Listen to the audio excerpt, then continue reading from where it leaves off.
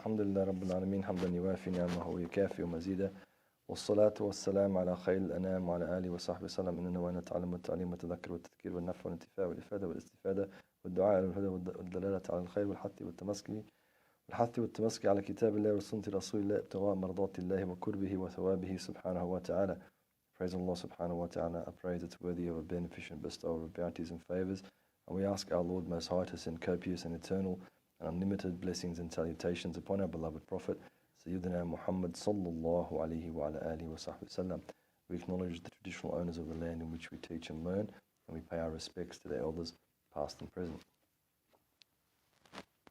So if we again continue with the Book of Assistance in the last chapter, and again we consider that Allah subhanahu wa ta'ala, through His bounty and through His grace and through His karam and through the tawfiq that He's given to us, He's allowed us to go through a certain number of chapters so that we can, bi-idhnillah subhanahu wa ta'ala, get an understanding of what He wants from us and how we can lead our lives. How we can lead our lives. How we can understand what it means to be alive, what it means to be abd of the Prophet of Allah والسلام, and from the ummah of abd of Allah azza wa jal, and from the ummah of the Prophet Muhammad sallallahu alayhi wa alihi wa sahbihi sallam. And in conclusion, that's what this is, a conclusion chapter. Imam al-Haddad has picked select things, select verses of Qur'an, select ahadith, select sayings of Anbiya, select passages from the Torah or from the scrolls, or to remind us and to illuminate our hearts as to what we learnt previously in the book, so that bi-idhnillah subhanahu wa ta'ala we can move forward and continue moving forward, so that when the light comes on in our hearts and our souls, bi-idhnillah azza wa jal, that not only it can stay lit, but it become brighter by the doing, in other words, the embodying of what we've learned. Because there's no point just learning. That's what's called al-ilm al-nafi'. There's no point just learning without embodiment. And embodiment isn't just practicing. It's the belief that goes behind it. And that's what we've been talking about in terms of what we've read from Imam al-Haddad, and from the things he's quoted. A lot of it is from Ihya al-Ulum Imam Ghazali's book, Ihya al-Ulum. So, if we say we believe and we make the sacrifices that we make, yet the reality of the sacrifices that we make aren't manifest in our lives through the embodiment, then in reality, what do we consider ourselves when we say that we're the worshippers of Allah, when we're the ibadillah? What do we consider ourselves when we say we're the emulators, inshallah subhanahu wa ta'ala, of the Prophet Muhammad sallallahu alayhi wa ala alihi wa sahbihi wa sallam? Where do we sit on that scale? Where is it that, if you like to swim, you don't feel the kind of that lift you get when you keep pushing away, or the euphoria if you go shopping, or if you drive your car fast and you enjoy doing that, not over the speed limit of course, or tennis, or catching a fish, or whatever. There's a euphoria. There's an embodiment of that euphoria. There's an embodiment of what you love through that euphoria. And the servant of Allah subhanahu wa ta'ala, not in all circumstances and situations, but has to have the taste, the dhawq. There has to be that, yes, once upon a time I tasted that, and that euphoria of eating. It's a big euphoria, all the endorphins that get received in the brain, for example, released in the brain. So if there isn't a dhawq, if there isn't that, yes, it's true that exists. It's true that Allah gives. It's true that a person can know Allah. Then where's the carrot? Where's the carrot for the servant? It's all stick then. If I don't pray, I'm going to go to Jahannam. If I don't fast, I'm going to go to Jahannam. If I don't do this, I'm going to go to Jahannam. If I don't, that's what did he say, alayhi salam? He said, Bashiru wa la tunaffiru. Send people the glad tidings. Let them know of the good stuff. Wa la tunaffiru. Don't send people away by always being pessimistic. No one likes to hear the bad news all the time, unless they unfortunately got some mental health issues. So Imam al-Haddad is giving us the essence of the whole book in the last chapter. The essence really of not only life as a human being, but life as a spiritual being. Part of being a human being is being spiritual. But in particular, igniting that light within us, bi-idhnillah subhanahu wa ta'ala, igniting that light within us, so as we were saying, that it becomes illuminated and it gets more and more illuminated.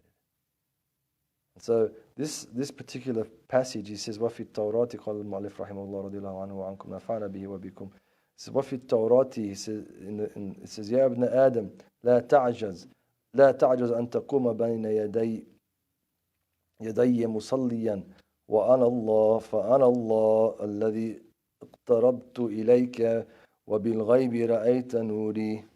وفي بعض كتب الله المنزلة يا ابن آدم خلقتك لعبادتي فلا تلعب وتكلفت لك برزقك فلا تتعب يا ابن آدم اطلبني تجدني فإنك إذا وجدتني وجدت كل شيء وإذا فتك فاتك كل شيء وأنا أحب إليك من كل شيء ابن آدم أنا الله الذي أقول للشيء كن فيكون أطعني فأجعلك تقول لشيء كن فيكون.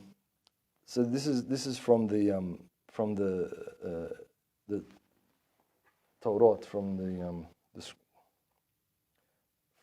the Old Testament, as it's called by Christians, or the Torah as it's called by Jews.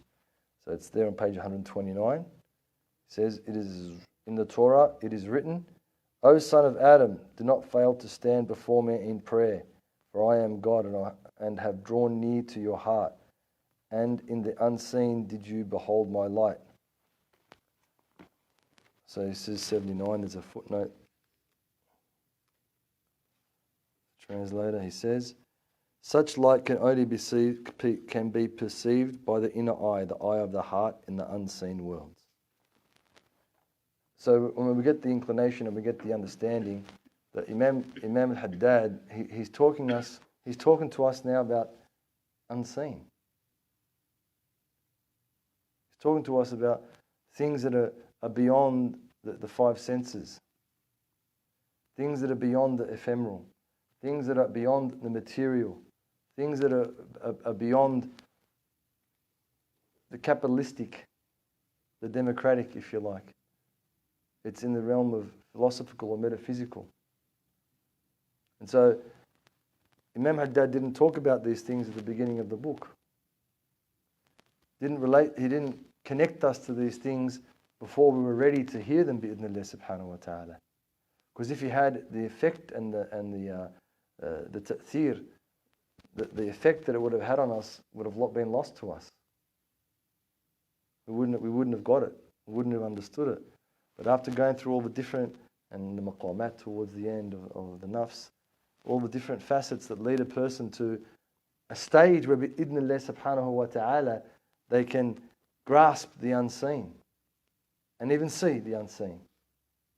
But in the first instance, to grasp it, in the first instance, to have a comprehension of it, in the first instance, even to know that it exists. Even to know that it exists. If you ask some people, they'll say, no, it's not. It's here, we're here, we die, that's it, we become dirt. Which I think is the saddest of all states of a human being, really. Even the devil worshippers, at least they're worshipping something. At least they're saying there's something greater than us. There's some sort of a reason, something behind it. There's some sort of a law. There's some sort. But the one who's completely agnostic about everything and doesn't believe and doesn't, unfortunately, they deny their own existence. On a physical level, they accept their existence. But on a spiritual level, they deny their existence. It's a denial of one's own soul. And to me, personally, I think that's the saddest thing that a person can do to oneself. So Imam al-Haddad, to get us to open up the vision of our mind, rather than the vision of our eyes, or the third eye, whatever. I don't really like the third eye. It's not a very good stand. But, the eye of our hearts. He's also letting us refer to, and he's referring us to the sayings of Sayyidina Musa in the Torah, or the Torah. Right? He's saying this isn't something new. It's not something new. This didn't just happen just because it happened. It happened because that's the plan of Allah subhanahu wa ta'ala from the beginning. Allah subhanahu wa ta'ala was unseen. He was hidden subhanahu wa ta'ala because there was no creation to glorify Him subhanahu wa ta'ala, to worship Him subhanahu wa ta'ala. So He created the creation to know His greatness and His glory subhanahu wa ta'ala. That's what He created us for. And one of the greatest things I ever heard about the deen was Allah is al-ghayb al-mutlaq and He's al-zahir al-mutlaq subhanahu wa ta'ala. He's the manifest, completely everything you see reminds you of Allah. And He's the complete unseen as well. That's what makes Allah great. He's transcendent subhanahu wa ta'ala. Someone today asked me, where's Allah? Where do you think Allah is? How often, when was the last time you thought about that?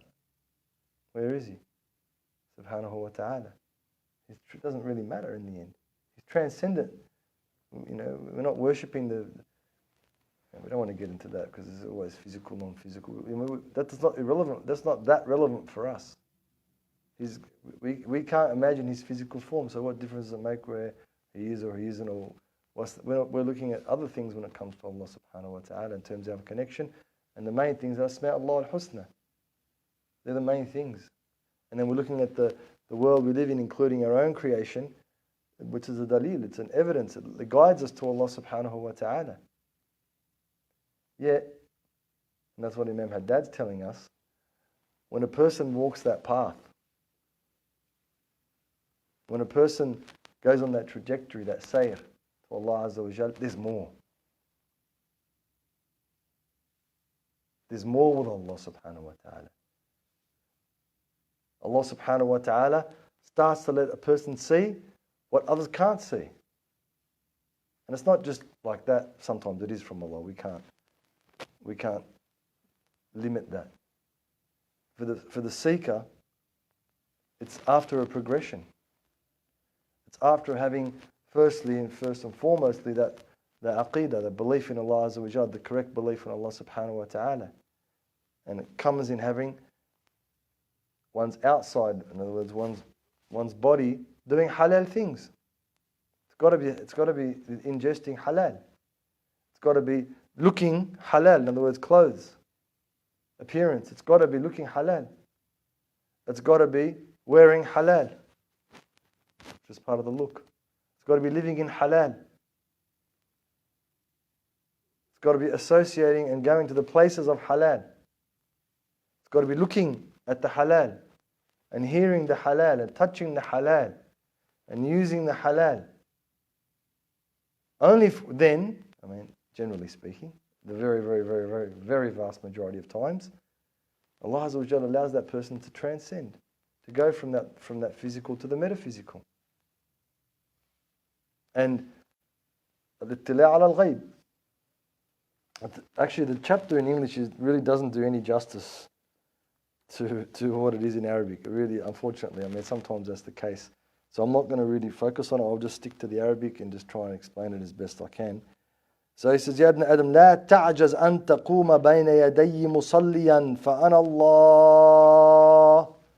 He says, don't stop. Don't be handicapped.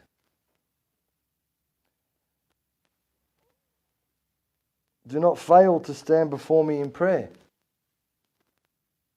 Don't do that. And in reality, it's not only about the fara'id. It's not only about the fara'id, because as we just spoke, and as we just talked about, those things have to already be there before we can get to this level, bi'idhnillah subhanahu wa ta'ala. If they're not there, then don't even worry about the ghaib. Don't worry about the unseen. Don't worry about the extra. Those things have to be there. It says, فَأَنَا اللَّهُ الَّذِي أَقْتَرَبْتُ إِلَيْكَ. It's Allah Azza wa Jal is saying that I'm the one that came to. That's a big thing. That's a big thing. Allah's saying to the servant, I'm the one that came to you. I'm the one that allowed you to be near to me. And so what did the man, he said, Ya Rasulullah, I haven't done much, the Sahabi came, Ya Rasulullah, I haven't done many deeds, I'm not that good a bloke, how am I going to be with you in Jannah? He said, don't worry, the person will be with the one whom he loves. But help me, بِكَثْرَةِ السُّجُودِ. Salat. Help me by making a lot of sajda, prostrations to me, to Allah Azza wa Jalla. The Prophet ﷺ said to that Sahabi, help me by allowing you, help me by getting you there by doing that. That's the essence, the sila, the connection between the individual and Allah Azza wa Jal. So, وَبِالْغَيْبِ رَأَيْتَ نُورِي. So then he says in this, in the Torah, or the Tawrat, he says, and through the unseen, you saw my light. And in the unseen, did you behold my light? That's pretty good, actually. And in the unseen, the reason why it's short, because it doesn't continue on the rest of it. Oh, yes, it does. Sorry, my bad. It's he just split it up in two different paragraphs, that's all. That's okay, so it's fine. Okay? So in the unseen, you saw my nur. Oh, we've got to think about that one. That one can't really be explained. In the unseen, you saw my light. So that expression is beyond a cognitive expression. That expression is an expression to the souls directly. That statement there is a statement for the souls to hear, and a statement for the souls to ponder, and a statement for the souls to reflect upon, and a statement for the souls to yearn towards. Because cognition stops when a person goes to the unseen. It's not about what the minds, what the brain and the intellect can comprehend. It's beyond that. It's beyond that. And words don't do it justice. And that's why the people of those maqamat, of those levels, Ibn Arabi and these people, they got into trouble when they tried to express the states they were in. They got into trouble. Like people thought they were making kufr, and he was killed. He said, "Rabbukum tahta aqdami." He was in the street and he said, "Your Lord is under my feet." They said, "This guy's made kufr." They bashed him. They killed him. And later on, other people who were on a similar level, they said, "Wait a minute, this bloke, we know who he is." How do they know who he is? Because he's got the fara'id in his life. Because he's got the sunnah in his life. The way he deals with people. They know, they see him. They know who he is. They've heard what he said about Allah. They know what his knowledge is about. It's professed. So the common people, they don't. But the other people that are educated and intelligent and ashab al-ra'i, they knew. So they went and they dug where he said that. And they found a treasure. Rabbukum tahta aqdami. In other words, the one that you worship, money. Money. So that's why I didn't really want to, explain the meaning of that. Because it's a dhawq. It's something that each one of us has to feel. Each one of us has to experience. And if we're not experiencing it, then we're doing something wrong.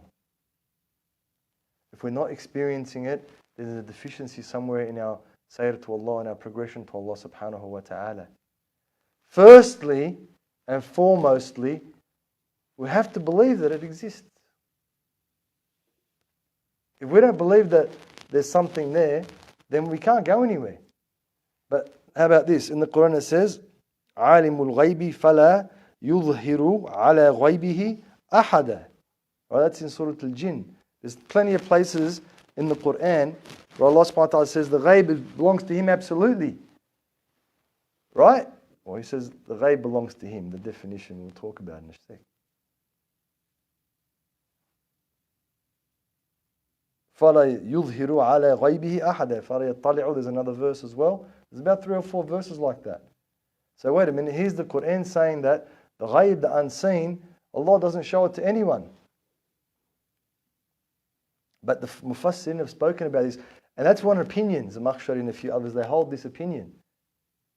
Right? And there's a body of modernists out there right now.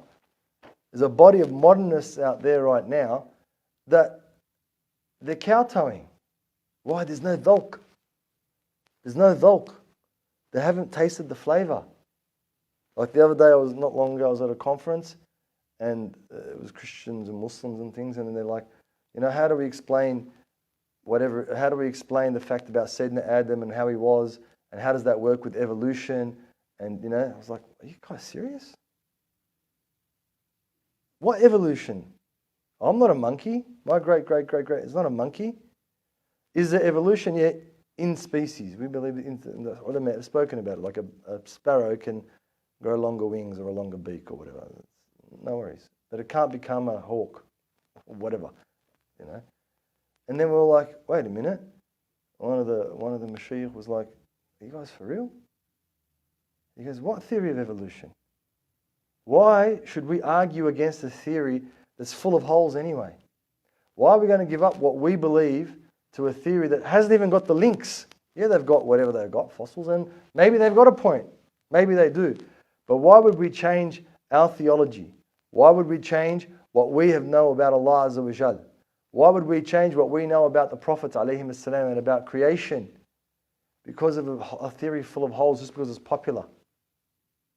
And then there's the issue about miracles. Why? Like people talking, when Sayyidina Musa he crossed the ocean, like it really wasn't like an ocean or the sea. It was like a big wind came, and in 10 years ago they witnessed that phenomenon. Yeah, okay, maybe. Why would I, who believes in the most powerful, the almighty, the most majestic, the most glorious, why would I dumb down, right, something that occurred to a prophet of Allah subhanahu wa ta'ala, who's the closest of all creations to him subhanahu wa ta'ala, when he's doing the work of Allah subhanahu wa ta'ala by the order of Allah azza wa jal, just because some people said that, like it's wrong or weird or whatever that you believe that Musa, we know from that prophetic tradition. Allah azza wa jal made 12 separate passages for the 12 tribes of Bani Israel, and each one could see the other. That's from the Qur'an. It's interpolated, it's an exegesis. Why do we have to give up what we believe in because others don't believe it? Why do we have to do that? Why should we do that?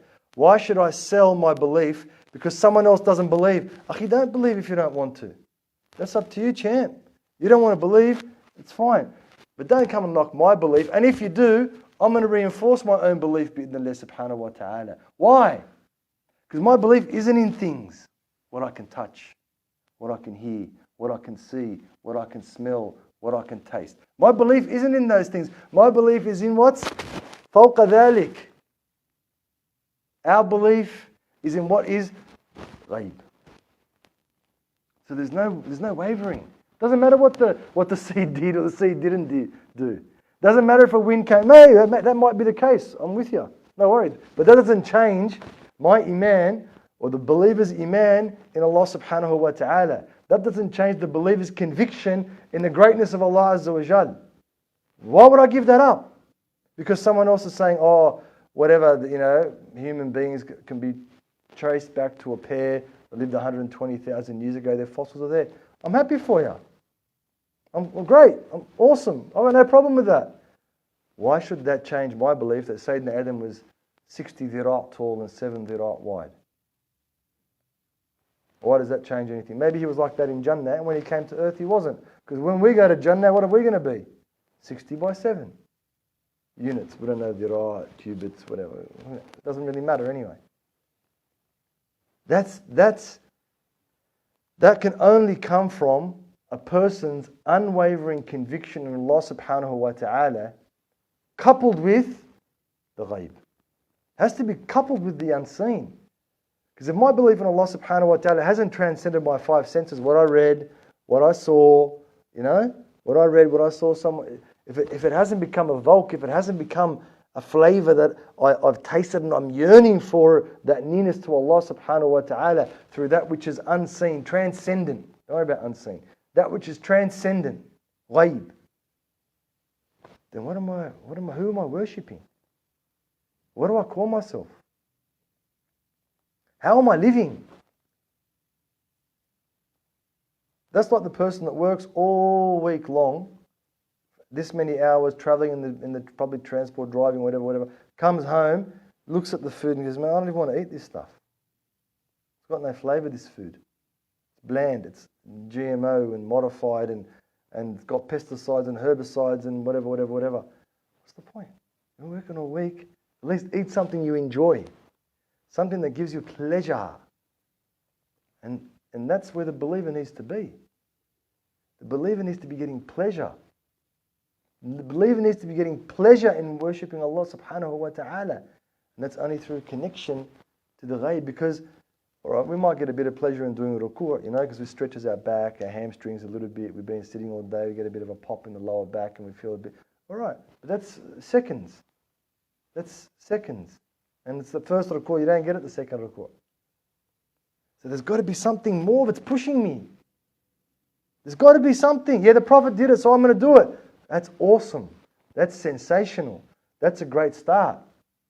That's the start, though. It's not the be-all and end-all. The Prophet wants us to connect to Allah. His job is for us. His job is for him to show us how to connect to Allah. He showed us outwardly how to do it, and he gave us the words inwardly how to do it. But we have to actually do it. We have to reach the dhawq, the transcendency, the feeling, if you like, in the transcendency. So he says, عَالِمُ الْغَيْبِ فَلَا يُظْهِرُ عَلَى غَيْبِهِ أَحَدًا. And so some scholars said, that's it. No one can know anything of the unseen. And then other scholars came, like Fakhruddin al-Razi, he said, except Allah subhanahu wa ta'ala says, إِلَّا مَنِ ارْتَضَى مِنْ رَسُولٍ. So the verse continues. And the first part of the verse is about the Day of Judgment. So what Imam al-Razi says, and many, many others like him, these are the people who had the dhawq, my man. Right? This is not someone who just is intelligent, super intelligent, we respect that, and read in the books and deducted some legal reasoning. These are the people that had. That's why we connect to these people, the Imams, the Khulafa, the Sahaba, right? These Imam al-Nawawi and Imam al-Haddad, because they had dhawq.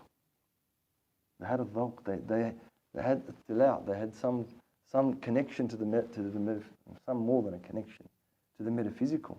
And so when they spoke, they didn't just speak قال الله قال Rasul. They embodied it. They lived it.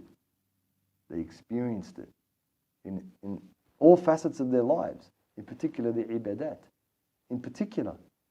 So he says, because he says عالم الغيب فلا يظهر على غيبه أحد is khas for the Day of Judgment. Because he says إلا من ارتضى من رسول. So except that which Allah subhanahu wa ta'ala is pleased with from his messengers. So some scholars said that, no, wait a minute. That's only for the messenger, Rasulullah alayhi salatu wasalam. But then these scholars, what did they say? Because they've got a dhawq. They said, wait a minute. Before the time of the Prophet of Allah alayhi salatu wasalam, in particular on the Arabian Peninsula, there were two, whatever you want to call them, individuals who used to say that, wait a minute, in a certain amount of time, that there's a man going to come and he's going to be the last prophet and he's going to guide people to Allah Azza wa Jal. Did that happen? No? Did someone come to the Arabian Peninsula and he's the last prophet and he's going to guide people to Allah or not? Did that happen? Oh, you seriously don't know? Are you for real? Did a man come to the Arabian Peninsula and guide people to Allah? Okay, that's Muhammad sallallahu alayhi wa sallam. Guys, serious man or what? For real? These people who weren't Muslims even, Allah allowed them to know. So before he came, alayhi salatu wasalam, these people were saying it. Right? So from that, the scholars, they said, well, therefore, henceforth and therefore, that Allah subhanahu wa ta'ala allows people to know things from the unseen. That's the dalil that they, that's from Surah Al-Jinn. That's the dalil that they use. So the first thing we said, we've got to be convinced of that, man. If you don't know it's there, how are you going to find it? Like, I used that, remember, before the days of internet, man, it was hard to find stuff. Really, it was. If you wanted to find something, man, you had to ask around, yellow pages, white pages, ask 20, 30, 40, 50 people, which is probably not a bad thing because you get to know people. Now, it's just bang. Can't find it. Before you couldn't, it didn't exist. Now that it exists, everyone knows about it. Same with the ghaib. Same with the unseen. Same with the dhawq of the metaphysical. If we don't believe it's there, How are we going to get it? How are we going to get it? And then what does he say, subhanahu wa ta'ala? He says, it's me. فَأَنَا اللَّهُ الَّذِي. Look how he says, فَأَنَا. Allah says, فَأَنَا. It's me. Allah. Who came close to you? Came close to, it's Allah coming close to us. Because we read previously that if we hasten to Allah, He'll run towards us. Yeah? Did we read that a couple of weeks ago? Right, so we did. So Allah's coming to us. And then the most part where a person can get close to Allah subhanahu wa ta'ala is where? In prayer. That's the most part that's where the opening for the ghaib comes. Why do you think that's the case? Have a think about it. I know you're not thinking for some reason. Maybe it's waterlogged from all the rain. Right?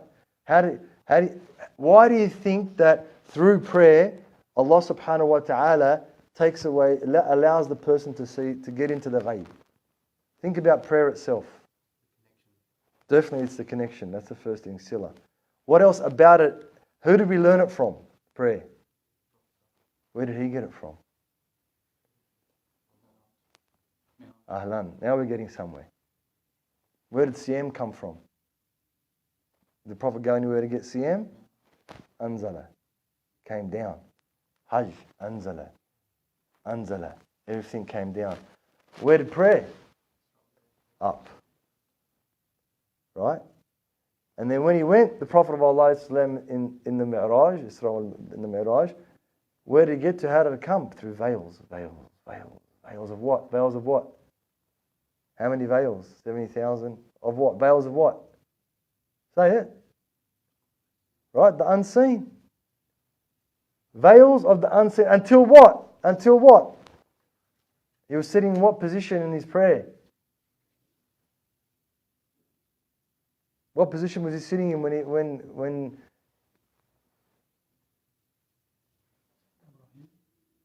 Muhammad sallallahu alaihi wasallam, when we went through the veils? So you don't know the story. I thought you knew it.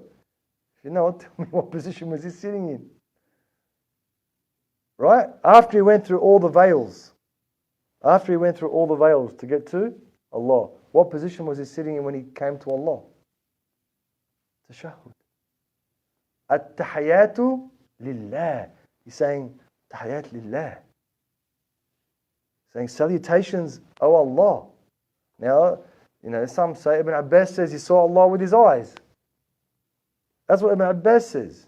He saw Allah, the Prophet ﷺ saw Allah subhanahu wa ta'ala with his eyes. Sayyidina Aisha says, no, it was metaphorical. So, even Sayyidina Jibreel, he was with the Prophet ﷺ during the night journey, right? He came, they went on the Buraq, they went together from all the different levels of Jannah. Serious, man? You guys look like you've never heard the story ever before. Sure, we've heard it 100 times, right? Haven't heard it. When Rajab comes, we'll go through the whole thing from go to woe, inshallah. Right? So he went through all the levels, and who's with him? Sayyidina Jibreel. He went through all the veils, and who's with him? Sayyidina Jibreel, until he reached a point where? Sidrat al-Muntaha, the last lote tree. Can't go past there. Jibreel said, sorry mate, sallallahu alaihi wasallam, I can't go with you from here. Why not come with me? Because you're going to meet Allah. You're going to meet Allah. He said, no, if I go past this point, I'll be incinerated. And the Sayyidina Rasulullah went himself and he spoke to Allah. That's how we got our salat. Total unseen, complete unseen. And that's the sila. That's the connection to Allah Azza wa Jal. And what did Imam Ghazali says in his book, says, إِنَّ الْعَبْدَ إِذَا قَامَ فِي الصَّلَاةِ رَفَعَ اللَّهُ الْحِجَابَ بَيْنَهُ وَبَيْنَ عَبْدِهِ. That when a person, right, goes into prayer, that Allah subhanahu wa ta'ala lifts those veils. Why? Like, why not? Well, I'm with you here, right? Hadith is da'if, whatever, bro, whatever, I'm with you, man. It's all hocus pocus, right? It's not. Wait a minute. Allah subhanahu wa ta'ala lifts the hijab between him and his servant when that person goes into salat. But isn't that what the Prophet did when he went to get the salat or not? Didn't Allah Azza wa Jal remove all those 70,000 veils? And then what did he say, alayhi salatu wasalam? Sallu kama ra'aytumuni usalli. Pray like you prayed me, like you saw me pray. Pray like me. Isn't that how his prayer was, alayhi salatu wasalam? There's another heaps of athar, like hadith that aren't authenticated. To say when a person goes into prayer, right? When a person goes into prayer, Allah subhanahu wa ta'ala opens up the veils of the sky and He calls 40,000 angels to say, look at my slave. Yubahi bikum al-malaika. They said, why 40,000? Because some angels are in qiyam all the time. Some are in ruku' all the time. Some are in sujood all the time. And some are in tashahhud all the time. But the servant, what's he doing? All of them, mashallah, jazakallah khairan. He's doing them all. So he's saying, look, you're only doing one. Then my servant's doing them all. Imagine if you thought that every time you did your salat. Imagine every time you went and made wudu, you had the idea that that's what's happening to me. Allah's lifting the veils for me. How would your salat be? How would your state be? How would your condition be? How would your connection to Allah Azza wa Jal be?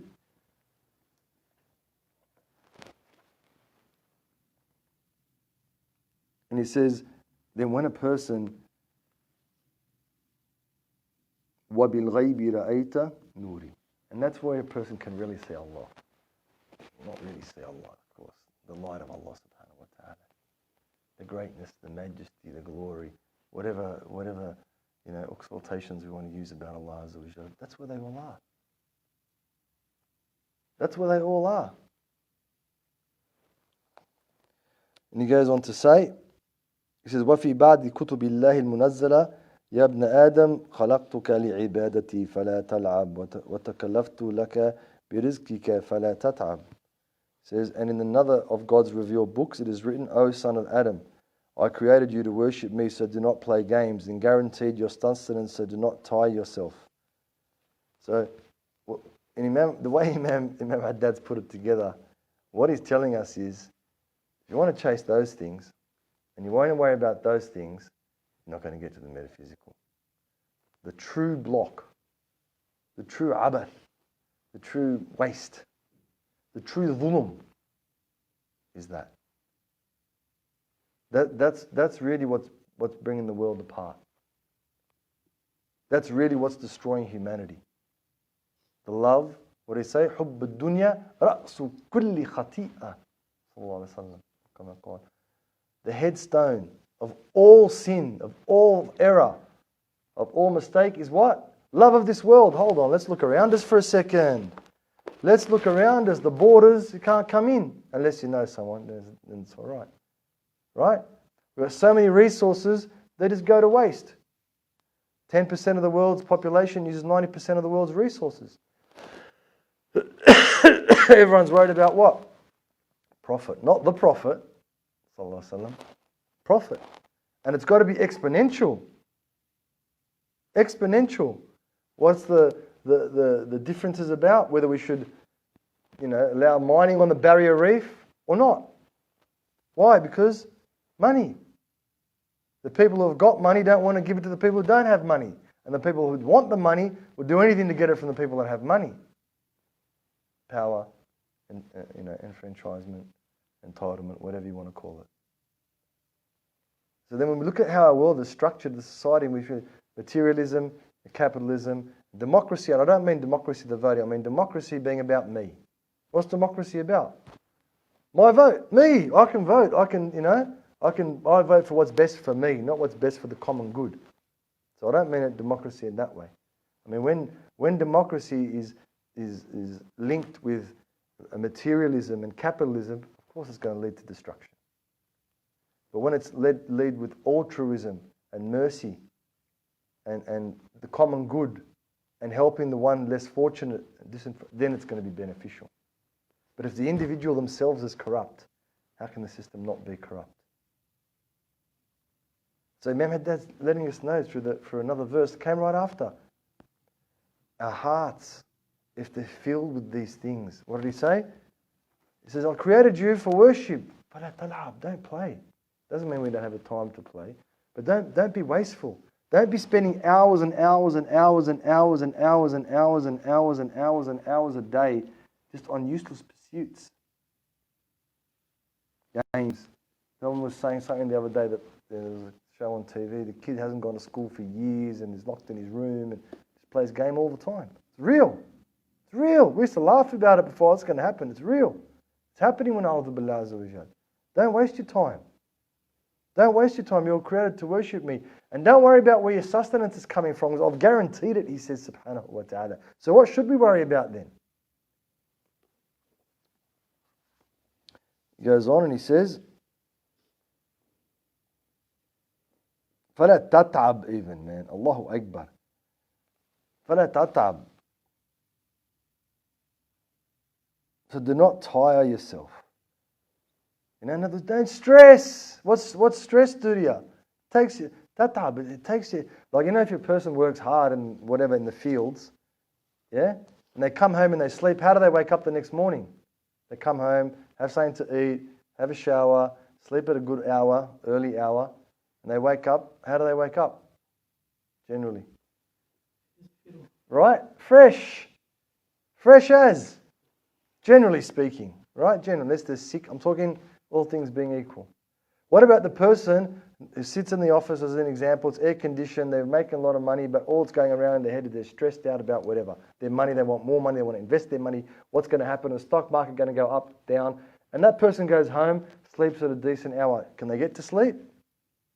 They can't. When they sleep, how do they wake up the next day? More stressed. And then that's just a continuous cycle. فَلَا تَتْعَبْ. Don't tire yourself out. Don't exhaust yourself. Don't exhaust yourself in worrying about your sustenance. Allah's guaranteed it. It's a guarantee. So, what are you going to worry yourself with? He says,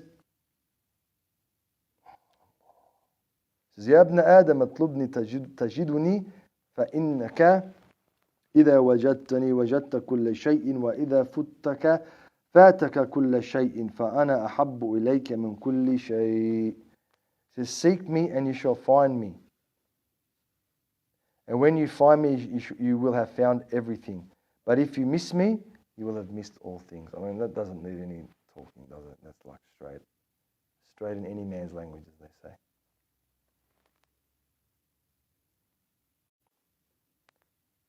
And when you find me, you will have found everything.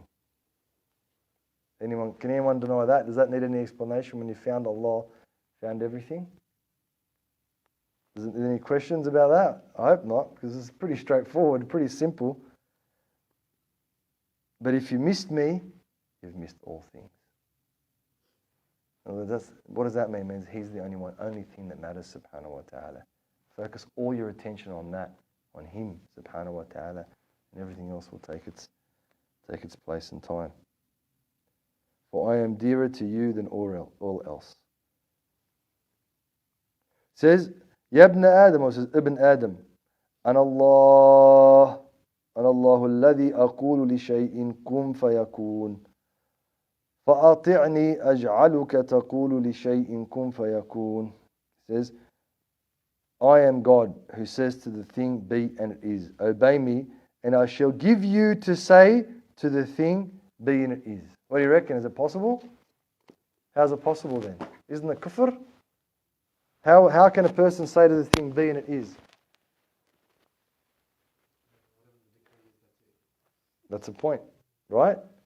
So the person will be in tune with Allah subhanahu wa ta'ala and will be near with Allah subhanahu wa ta'ala, that they'll know what Allah's decree is. They'll have some sort of inclination, because why? There's some ittila' al-ghayb, they use the word in Arabic. Ittila', you know, they have some comprehension of the unseen. That's one way. What's another way? What about in this world? What's a way? What does he say? إِذَا أَقْسَمَ عَلَى اللَّهِ لَأَبَرَّ. There's another hadith that says the person who's with Allah subhanahu wa ta'ala, if he says, Ya Allah, Allah says, done, my servant. Whatever it is that you want, I'll do for you. What about the last way that's kun fayakun? In the life hereafter. Inshallah Azza wa Jal, when you're in paradise, there's no need to Uber Eats it. Just imagine it, and that food will come in front of you. And it'll be more tasty than anyone can make in this world. And every bite you eat will be better than the first bite that you had, or the previous bite that you had. Unlimited flavor. Whatever your heart desires in the next world, whatever whims and fancies you want, because the person would have withheld their whims and fancies in this world to what's halal. So Allah says to them, even drink, even intoxication from the rivers. That intoxication is there for fornication. Whatever you want. Big screen TVs, you can have it. Games, you can have it. Parties, you can have them. Whatever it is that you want, there's no limit to it. And it's whenever you want it. And it never gets boring, and it never is the same, and it always just gets better and better and better. So, as we've been continuing from what Imam Haddad has said in the conclusion, we have to want it. And we have to be ready to sacrifice all those things, all those material things, all those, and really, it's all really in our heads. It's not really anywhere past that, or in our hearts. It's not past that. It doesn't mean that we can't have a nice life and good furniture and nice cars and a nice home. It doesn't mean we can't have that. But it's not in our hearts. It's not what we strived for. It's not what our goal is, if you like. We may have it, but that's not our goal. That person's goal is to be with Allah subhanahu wa ta'ala. Is to have the dhawq. Once, at least once. At least once in life, to have the dhawq, that flavor. To say, yeah, there is the unseen. And yes, the unseen is for me. I want that. That's my goal. That's what's going to drive me in life, inshallah, azza wa jal. And in the next life, bismillah. Sallallahu alayhi wa sallam, Muhammadin wa alihi wa sallam. But any questions about any of that? Is that why it's accepted in tashahhud? No. Is that the reason? Like the dua being accepted in tashahhud, is that the reason why? Yeah, well, dua anyway is accepted in salat, but particularly tashahhud, yeah.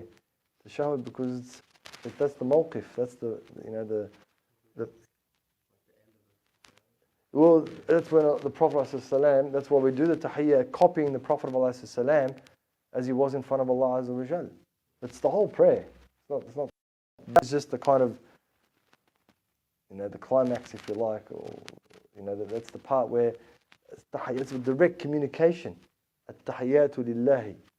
And of course it's at the end. Why? Because you've got to get through all the other stuff to get to the good stuff. You know what I mean? You've got to get through whatever, like it's only after a person makes effort in jogging or running or swimming or whatever till they can actually enjoy the speed, or if they lift weights or whatever, reading a book or whatever it might be. And even in the movies, like, you watch the movie for how long does it go, and at the end, the last few minutes, it's the climax of the movie, as an example.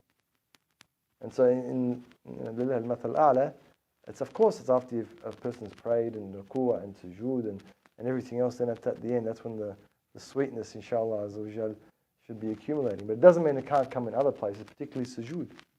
Particularly because, as the hadith said, it's aqrab ma yakun. The closest that a person will be to their Lord is in the place of sujood, because it's total position of submission. Inkisar, of a person just being completely, giving themselves up for Allah Azza wa Jal. Any other questions? If you have a hex debt, is it still okay to go to Hajj? The question is about hex debt. Is it still okay to go to Hajj? Yeah, of course, because the hex debt is, firstly, other than the fact that there's no interest involved except for the CPI, which is the rate that they charge so that inflation doesn't go down. It's not due until you earn a certain amount of money. So I don't know what the current rate is, but whatever that is, 50 grand or 60 grand or whatever it is. So it doesn't actually become payable until then. Secondarily, if a person passes away, the government forgives the debt. And pretty much most importantly, I think we've discussed this previously. We've said that the scholars have said, and the reason why interest is so, we're looking at the maqasid, the purpose behind Allah's rulings, the reason why interest is haram, or usually is haram, because it's taking advantage of people. People with money take advantage of people without money by saying to them, no matter what you do, no matter what happens, you have to pay me my interest. right? In the Islamic model, the people with money go into partnership with the people without money. And then if there's a benefit to the community, that'll show through profits, they share that profit. If there's a loss, that means there's no benefit to the community and they both share in that loss. So that's not the case in HEX. HEX is actually a system made to help people who don't have money to go pay their own way through university. That's what the scholars have said, scholars of our times. So they said that it's anything that the government does in particular to help people, to make their lives easier, it's fine. Is there any preference? Should you just wait till Hajj? No, if you got the money, go to Hajj. Go to Hajj. No. The verse says that the unseen is for no one but the prophets, but how do The messengers. Yeah. So how do the awliya also get the unseen? Well, the reason why I gave the example of those two non-Muslims even, that knew the Prophet was coming, if they can get it, what about the awliya? So that's the lowest common denominator you can say, is these two people pre-Islam, the kahina, whatever you call them, Susa, whatever, they knew the Prophet ﷺ was coming and they prophesied about it. So if people who are not Muslim, who are not salihin, don't worry about that, not Muslim, Allah Azza wa Jalla is showing them something in the unseen, then what about everyone else? No. So how did they even get it? It's only for the prophets. It's not only for the prophets. He says, إِلَّا مِرْتَضَى مِنْ رَسُولٍ.